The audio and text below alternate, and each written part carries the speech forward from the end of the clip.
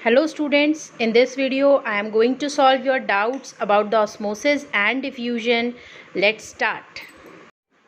Osmosis and diffusion, क्या ये दोनों अलग अलग हैं या ये दोनों सेम हैं? आपको इस वीडियो के एंड में ये चीज़ समझ में आ जाएगी। चलिए स्टार्ट करते हैं सबसे पहले डिफ्यूजन से। डिफ्यूजन क्या होता है? अगर एक अगरबत्ती आपने अपने घर में कहीं जलाई है तो उसकी स्मेल आपके पूरे घर में आ जाएगी।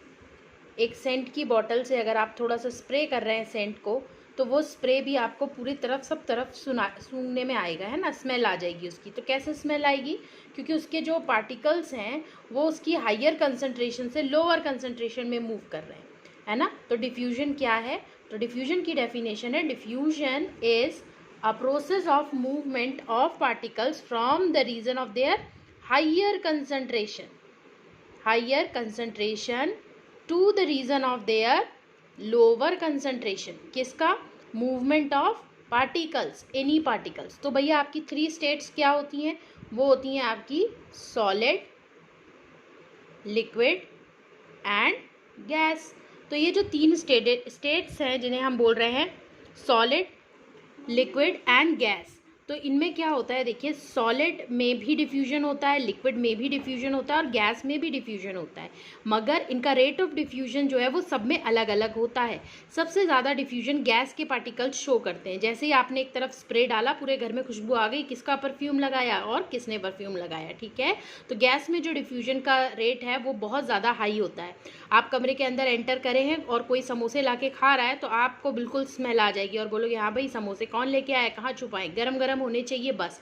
तो ये क्यों होता है? गरम में क्यों स्मेल ज़्यादा फैलती है?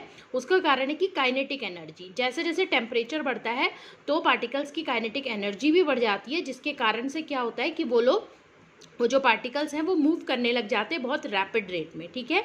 तो ये गैस में डिफ्यूजन है। लिक्विड में डिफ्यूजन क्या होता है कि आप एक वाटर लीजिए, एक ट्रांसपेरेंट ग्लास लीजिएगा कांच का, और उसमें पानी भर दीजिएगा और उसमें आप क्या करिए, कुछ ड्रॉप्स जो है वो नील की डाल दीजिए, ठीक है। आप कुछ समय बाद देखेंगे कि नील जो है वो पूरे पानी में फैल गई है, जबकि आपने इसको हिलाया भी नहीं। तो क्या हुआ? लिक्विड एंड लिक्विड डिफ्यूजन का एग्जाम्पल है ये। सॉलिड का एग्जाम्पल, बहुत समय हो गया आपने ये नहीं देखा होगा, इसे कहते हैं हमारा ब्लैक बोर्ड। स्कूल में जो ब्लैक बोर्ड होता है उसमें जब टीचर्स चौक से कुछ लिखते हैं तो क्या होता है, अगर वो उसे रब ना किया जाए तो कुछ समय बाद उनका इंप्रेशन जो है वो ब्लैक बोर्ड में पड़ जाता है। तो क्या था? चौक भी सॉलिड है, बोर्ड भी सॉलिड है, तो सॉलिड इन सॉलिड का डिफ्यूजन है। तो डिफ्यूजन की सिंपल डेफिनेशन क्या हुई कि diffusion is a phenomena of the movement of a particle from the region of their higher concentration to the region of their lower concentration।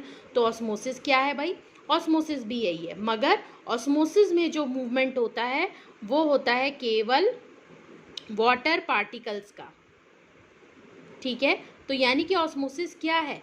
Osmosis is a movement of water particles from the region of their higher concentration to the region of their lower concentration। इसका मतलब ये है कि आपका पानी जो है वो जहाँ पर ज़्यादा होगा वहाँ से वो उस तरफ मूव करेगा जहाँ पर वाटर मॉलिक्यूल की कंसंट्रेशन कम है, ठीक है। तो इस पे कई क्वेश्चंस आते हैं और इस पर 3 तरीके के सोल्यूशन बनते हैं, जिसे हम कहते हैं आइसोटोनिक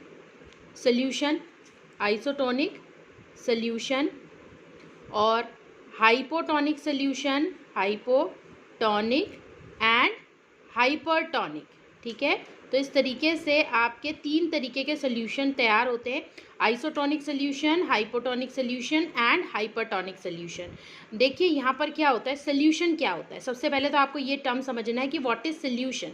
होता क्या है, आपका एक होता है सॉल्यूट, जैसे कि आप चीनी ले लीजिए, सॉल्यूट है, और दूसरा होता है सॉल्वेंट, जैसे कि आप पानी ले लीजिए, वाटर।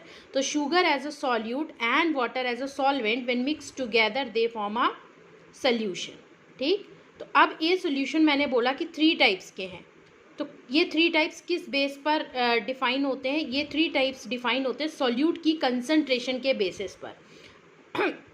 अब आप सोच रहे होंगे कि ऑस्मोसिस बताते बताते ये सोल्यूशन पे कहाँ पहुँच गई। तो अभी आपको ऑस्मोसिस बहुत अच्छे से समझ में आएगा, आप वीडियो को एंड तक देखिए।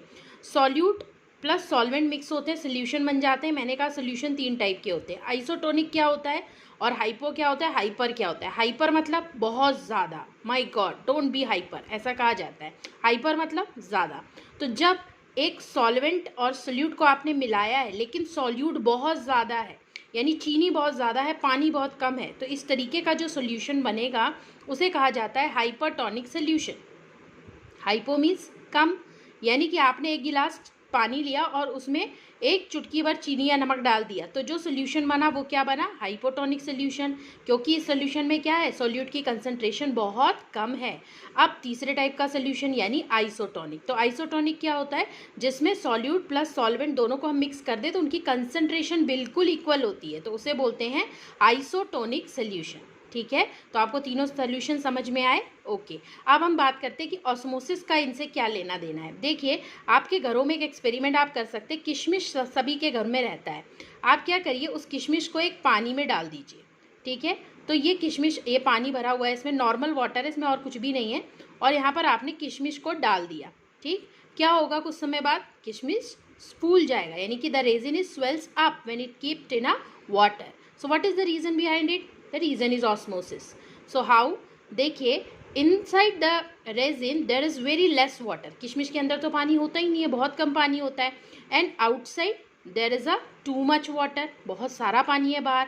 तो मैंने आपको क्या बोला कि osmosis is a movement of water molecule from their higher concentration to their lower concentration। तो क्या होगा, यहाँ पे पानी ज़्यादा है, यहाँ पर पानी कम है, तो हायर टू लोअर मूव करने लग गए।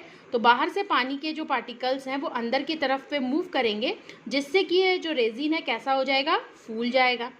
नेक्स्ट एक्सपेरिमेंट हम करते हैं, हम इसमें जो है आपका हाइपरटोनिक सोल्यूशन लेते हैं, यानी कि एक ऐसा सोल्यूशन लिया जिसमें पानी बहुत कम है और चीनी बहुत ज़्यादा है। तो आपने ये फूला हुआ किशमिश उसमें डाल दिया, फिर क्या होगा, now inside the resin there is a more water concentration as per the outside environment. यहाँ पर पानी कम है, यहाँ पर पानी ज़्यादा है, तो क्या होगा, एक्सोऑस्मोसिस, यानी कि पानी का मॉलिक्यूल जो है वो बाहर की तरफ को मूव करने लगेगा। यहाँ पर क्या हुआ था, एंडो ऑस्मोसिस, वाटर मॉलिक्यूल अंदर मूव कर रहे थे, और यहाँ पर क्या हो रहा है, एक्सो ऑस्मोसिस, यानी कि वाटर मॉलिक्यूल बाहर की तरफ मूव कर रहे हैं। तो इससे क्या होगा, ये जो किशमिश है ये फिर से श्रिंक हो जाएगा, इसे हम प्लाज्मोलाइज्ड स्टेज भी बोलते हैं, इसको हम फ्लैसिड स्टेज बोलते हैं, फूल जाना यानी फ्लैसिड स्टेट, और ये पिचक जाना यानी कि प्लाज्मोलाइज्ड हो जाना। एंड जब आप इस किशमिश को आइसोटोनिक सोल्यूशन में रखेंगे तो उस समय पर मूवमेंट जो है वो बिल्कुल ज़ीरो होगा, क्योंकि आइसोटोनिक मतलब inside and outside the concentration of water molecule is same. Now I hope you understand the concept of osmosis and diffusion, and if you have any problem related with these two topics you can ask me in the comment section. Thanks for watching.